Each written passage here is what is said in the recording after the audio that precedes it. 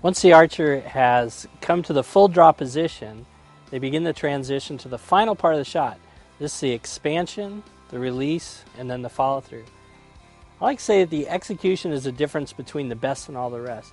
Execution is the moment that the fingers are relaxed and the string leaves the fingers and then includes the follow through. I like to think of it as a golf swing. You start the swing and you continue to move all the way before, during, and after you hit the ball. You wouldn't stop when you hit the ball, and you wouldn't try to hit it harder when you hit the ball, but you have one single motion from beginning all the way through to the follow through. And shot execution should be the same way. Once the archer begins expansion, they begin to draw the arrow through the clicker, and as the fingers relax, all the muscles that are opposing bow force on the push and the pull side continue before, during, and after the release to create good execution. Execution errors occur when there's a relaxation either in the front bow shoulder or softness in the back half during the release. These errors in execution usually occur because the archer's focus is in the wrong place, something external to the shot rather than internal. The most common causes of poor execution are an emphasis on aiming or trying to hold the sight on the target, or if the archer's thinking about the clicker, or if they're thinking about their release. All of those will cause a loss of the tension and the expansion and the good execution and follow through.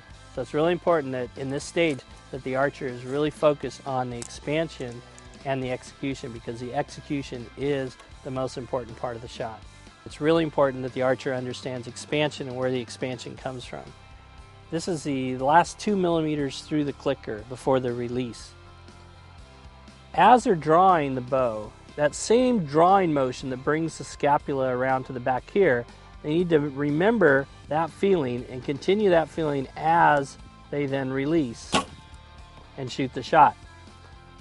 If the muscles here relax, then this whole shoulder unit will go forward as the archer is releasing, and that will cause forward motion of the elbow, the hand to come out, and a collapse or forward release. This often happens if an archer is thinking of just pulling straight back on the string, because as they're thinking of pulling straight back in this direction from the string, these muscles will relax. And when the shoulder unit comes forward, the hand will come out, and then they will only have a rotation in the shoulder joint, and the hand will end up back on the shoulder. If they have good, proper expansion using the same muscles that brought them back around the drawing motion, then the hand will stay in close to the neck, and the whole shoulder unit will come around together, dragging the arm and the hand with it. During the expansion, it's important that the archer maintains the front shoulder in a down and back position. If the archer tries to push with the bow arm, then the muscles in the back here will relax, and the same shoulder unit that draws back the bow here will collapse or move forward this way, causing a collapse in the bow arm. One of the most important skills for an archer to learn is to release the string in the smoothest way possible. We start out with a finger release drill. During the release, you really want to think of the string going through the fingers or going around the fingers rather than opening the fingers. It's a common mistake for the archer to open the fingers on release. Usually the thought of opening the fingers will also cause execution errors.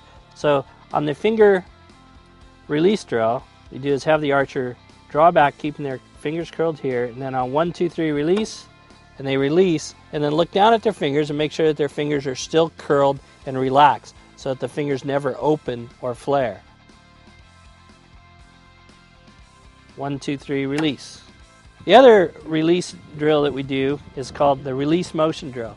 With the archer up in full draw, their hand in the full draw position, we want them to move in the motion that the release is supposed to go. Then we'll say 1, 2, 3 release, and the hand will come straight back along the jaw, along the neck, and end up behind the ear with the hand still up and down and the curled fingers touching the neck. If the fingers leave the neck, that means they're rotating the arm instead of using the shoulder. So just by keeping the archer with their curled fingers touching their neck, they're learning to use more of their back rather than their arm.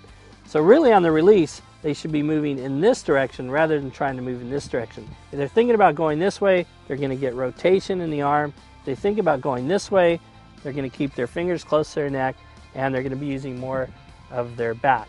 So if they can practice this, looking at this in the mirror, and repeat this motion, and then a 1, 2, 3 release, finishing with the curled fingers touching the neck and the hands straight up and down. Just like that, they'll get a nice smooth release and the release motion. The final part of the shot is the follow through. The follow through is just an indication that the archer has done the expansion, the release, and the execution correctly. As the archer shoots, if they maintain all the tensions, the bow should break down and to the left, and the release should come straight back along the neck and finishing right under the ear. Follow through needs to be a natural reaction to the shot, and it shouldn't be forced, but it should show that the archer is maintaining tension in the front and the back all the way through the shot, before, during, and after the release.